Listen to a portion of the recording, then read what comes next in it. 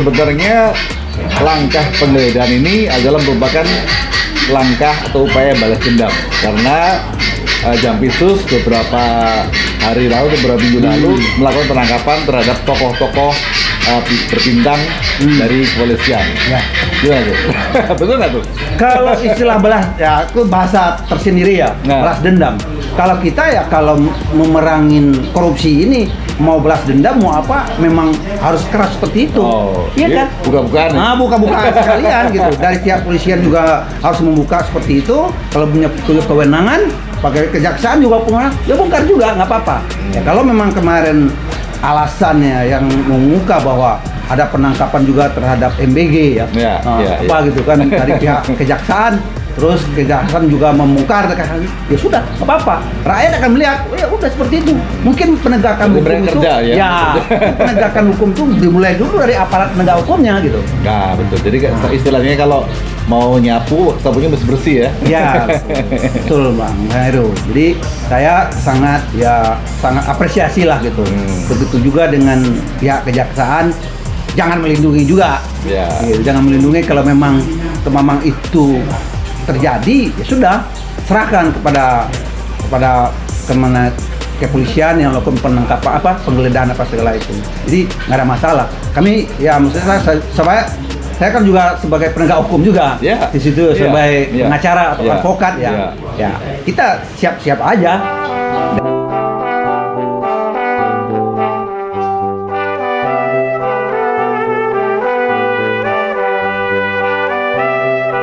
Bismillahirrahmanirrahim. Assalamualaikum warahmatullahi wabarakatuh. Waalaikumsalam.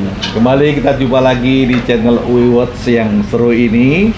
Kali ini saya Heru Purwanto ditemani oleh adik kelas saya di UI, Bang Jack Piliang tahun 95 ya, 82. Tapi karena beliau ini sekarang sebagai praktisi yang sudah kemana-mana dan kita berdua hari ini akan membahas tentang hal-hal yang terjadi yang sedang seru di negara kita terkait dengan masalah penegakan hukum. Di mana kita tahu bahwa beberapa hari yang lalu ada peristiwa besar, yaitu seorang Jampitsus di negara kita yang masih aktif telah digeledah dan digerebek oleh aparat kepolisian. Nah, kita akan dengarkan setengah pendapat dari Bang Jack Piliang. Silakan Bang, gimana? Ya, terima kasih Mas Joko ya. Mas Heru. Mas Heru ya. Mas Heru. Senior saya nih yang luar biasa. Dia sangat konsen juga terhadap masalah carut marutnya tentang penegakan hukum juga. Ya, kan kita sama-sama kita menegakkan kebenaran kan. Ya. Pertama dulu kita mengucapkan selamat dulu lah Bang. Bahwa penegakan hukum ini masih bisa diperlihatkan terhadap katakanlah penggerebekan itu uang negara itu yang digerebek, diambil gitu kan. Kita salut lah artinya. Terlepas dari ada intrik-intrik politik terhadap penegakan itu gitu. Kita salut sama ucapan selamat dulu lah. Artinya ada uang negara yang diselamatkan gitu. Kita nggak tahu uang negara itu dibawa kemana lagi gitu. Kan nggak tahu ya Bang ya. Jadi kalau kita bicara masalah hukumnya ya Bang, ini bicara masalah penggeledahan. Kalaupun itu dilakukan penggeledahan, yang jadi pertanyakan apakah sudah ada tersangkanya?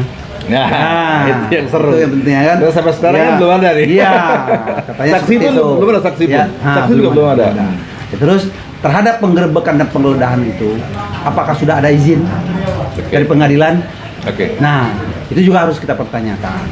Katakanlah itu ada izin dari, kalau dalam keadaan posisi darurat, memang KUHP juga mengatur itu. Kalau nggak salah itu pasal 43 ya. KUHP 43 ya. KUHP yang baru ya? Iya, yang baru 43, 44 lah gitu. Nah, itu menyatakan bahwa dalam kondisi mendesak, penyidik boleh melakukan penggerebekan tanpa izin. Nah, setelah itu baru dimintakan izin. Menyampaikan. Nah, dalam kondisi ini perlu kita pertanyakan juga apakah itu sudah gitu. Kalau sudah ya bagus menurut saya penegakannya. Tapi terhadap tersangkanya sampai sekarang kenapa belum juga ada gitu.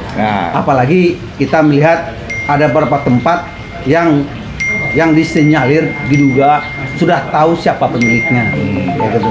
Kan harusnya sudah ada tersangkanya gitu. Jadi saya sangat mendukung sekali apa yang dilakukan oleh salah satu penegak hukum di pihak kepolisian gitu kan. Ya. Itu juga ini sama-sama penegak hukum nih. Ya. Saya penegak hukum, ini adalah cerminan Ya. bagaimana penegak hukum itu terhadap korupsi yang selama ini sudah menggurita. Ya. Apalagi kan Bapak Presiden kita Prabowo sudah mencanangkan akan mengejar sampai ke Antartika. Itu kita sangat hapus banget itu. Iya. Gitu. Oke. Nah, Bang Heru. sekarang gini, Bang Jack. Jadi ada rumor atau ada pendapat ya bahwa sebenarnya langkah penggeledahan ini adalah merupakan langkah atau upaya balas dendam karena Jampitsus beberapa hari lalu, beberapa minggu lalu melakukan penangkapan terhadap tokoh-tokoh berbintang dari kepolisian. Ya. Gimana tuh? Betul nggak tuh? Kalau istilah balas, ya itu bahasa tersendiri ya, Nah. balas dendam. Kalau kita ya kalau memerangin korupsi ini mau balas dendam mau apa, memang harus keras seperti itu. Oh, Iya jadi kan? buka-bukaan ya? Buka-bukaan sekalian gitu. Dari setiap polisian juga harus membuka seperti itu. Kalau punya kewenangan, pakai kejaksaan juga punya, ya bongkar juga nggak apa-apa. Ya kalau memang kemarin alasannya yang mengemuka bahwa ada penangkapan juga terhadap MBG ya, Ya, gitu kan dari pihak kejaksaan, terus kejaksaan juga membongkar, ya sudah, nggak apa-apa. Rakyat akan melihat, oh ya udah seperti itu. Mungkin penegakan Berarti hukum itu, kerja, ya?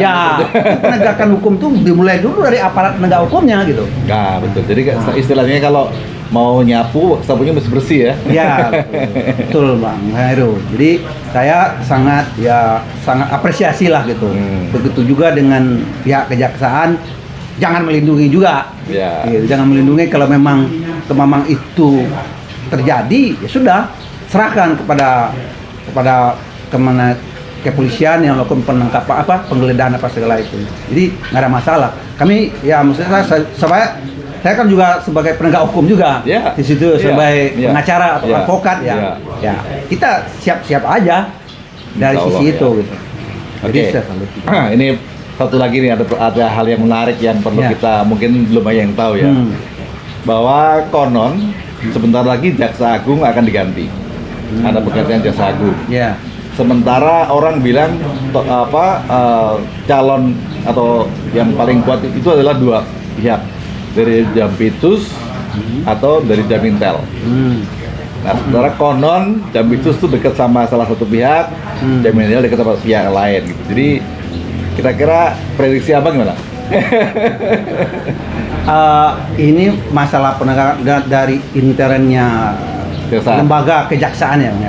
Memang kalau memang kita pengen pengalaman dan institusi itu ibaratnya kan dari karir ya. Nah, kedua-duanya kan dari karir. Kalau prosesnya sudah seperti ini dengan kasus kayak seperti yang kemarin digerebek gitu kan, ada indikasi ke salah satu katakanlah ke Jampitsus ya.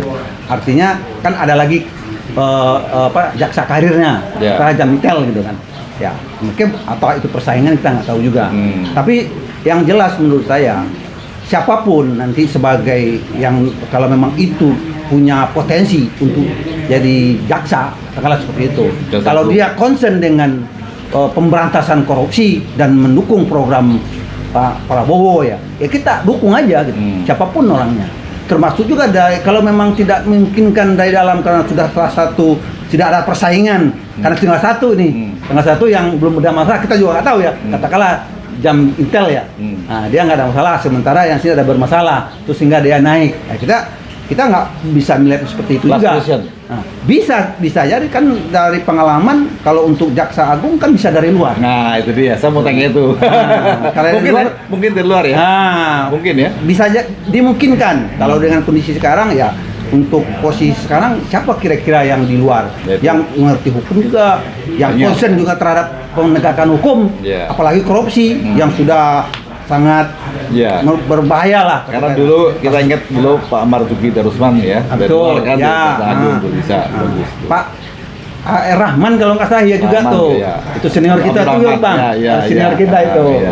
Almarhum. Terus ada kalau sekarang ini maaf nih ya, kita kan melihat nih beberapa tokoh nasional yang sekarang ini sebenarnya juga punya potensi untuk jadi Jaksagung seperti katakanlah mantan ketua KPK Abraham Samad itu juga kan bagus, itu punya potensi bagus, tapi ya kita kan nggak tahu. Masalah sekarang kan harus punya backup politik di atas. Atau Rocky Gerung misalnya. Ya, betul. Kalau untuk di sisi di luar ya, Bang Heru ya, mungkin ya Bang Abraham Samad sudah teruji menurut Ya, saya gitu kan, bahkan. karena dia benar konsen dengan korupsi juga. Ya. Siapa sih yang nggak tahu dengan Bang Abraham Samad, ketua KPK, Ya. yang sepak terjangnya kita juga udah tahu, gitu kan. Nah, kalau terhadap Bang Rocky itu sebenarnya senior saya juga tuh Bang. Cuma kita nggak mungkin Bang. Bang Rocky itu di Fakultas Hukum ya. Bagus juga, cuman yang sebenarnya dari sisi Bang Rocky kan lebih condongnya ke mana ya? Untuk dalam Politik, sisi ya. prakteknya gitu. Bagaimana menghadapin katakanlah yang langsung praktek orang melakukan korupsi, apakah dia berani seperti itu ya kan? Kalau hanya berpendapat dengan kuat, ya kita salut. Ya. Nah, mendorong itu gitu. Tapi kalau misalnya kalau sisi Bang Abraham Samad, ya kita lebih teruji ya, lebih pas ya. Nah, lebih pas juga. Ya. Masih banyak juga yang lain yang mungkin dari yang hakim jaksa dari kejaksaan yang karir lah, Ya. yang mungkin kita belum terlihat, Ya.